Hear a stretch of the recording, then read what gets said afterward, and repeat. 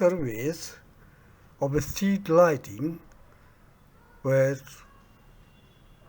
started in the towns London, Paris, and Baltimore. London in England, Paris in France, and Baltimore in USA. These were the first town to have lighted the roads. Sir Henry Burton's Mayor of London on 1417 first ordered that by law all houses facing road must hang lanterns outside when the night falls during the winter months. This was the first organized method of public lighting. In 1524, Paris ordered first time that houses facing road shall hang lantern on windows when night falls.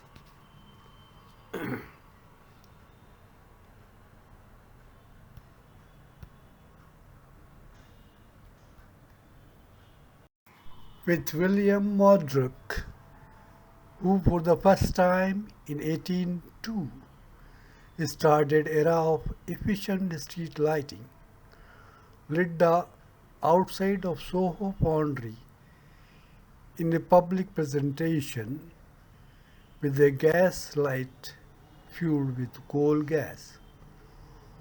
After that, in 1807, London got its first gas-lit street in the United States city that started using gas for street lighting in 1816 was Baltimore. It was first time the city did so in USA. While Paris started gas elimination of its street in 1820. Yaboko candle, named first electric street light, used arc lamp.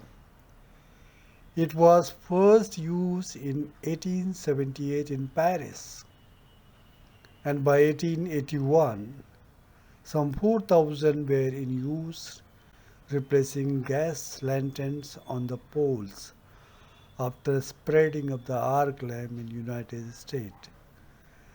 By 1819, there were more than 130,000 arc lamps installed as a street light. Most of them were installed on the top of some so-called moonlight tower, tall metal structure that illuminated more cities blocked at once. As arc light had two major flaws, they made strong, harsh light and they did not last long, so in times they were replaced with incandescent lamps that were cheaper, brighter, and lasted longer, while arc lamp remained useful on industrial site. Today's street light use high intensity discharge lamp, mostly HPSV, high pressure sodium lamps.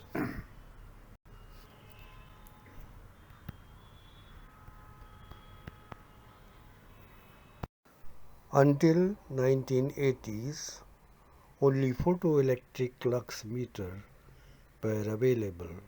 In this slide, Megatron lux meter is shown on the left side. These lux meters were difficult to handle because of their size, and it was not possible to carry them to the site. But by 1980s onward, digital electronic lux meters were made available. The range of these meters was as high as 100,000 lux, that is sunlight in daytime. Thus, one of the reference became daylight for calibration purpose. The picture in this slide here shows a day lit by sun on the road passing through the populated area.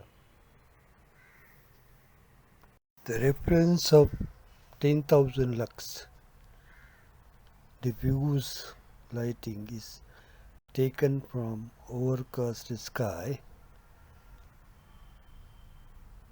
illumination on the road surface. This slide shows the photograph of such a scene. LMT lux meter is shown in this slide, and it is very convenient to be carried to site because it is in two parts. One is meter and the other is photo cell.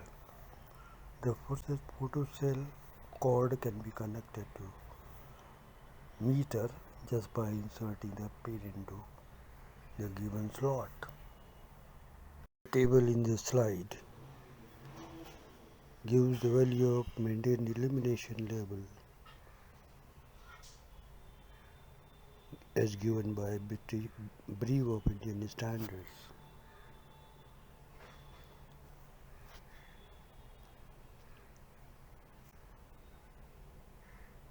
Here we refer to the different classes of road as mentioned by brief of Indian standards. The illuminations are given as maintained illumination levels.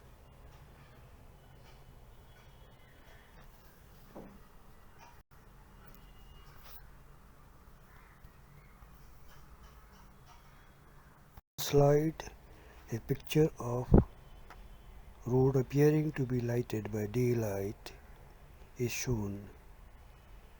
This is a visual impression. The situation is created by the lantern design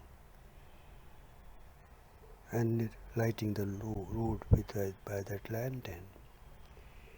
But the road surface illumination is just 30 lux maintained.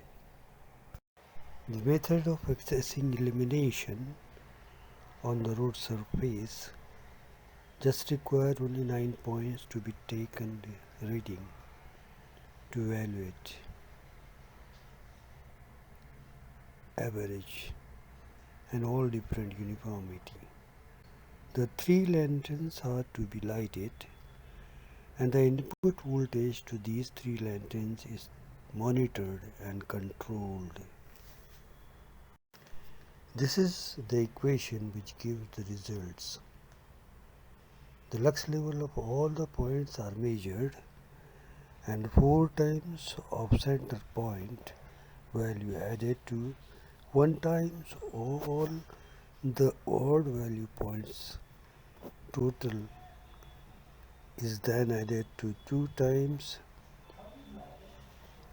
of even points at the values into the grand total. This grand total is divided by 16, gives us the results correctly, and then ratios, uniformity ratios are calculated.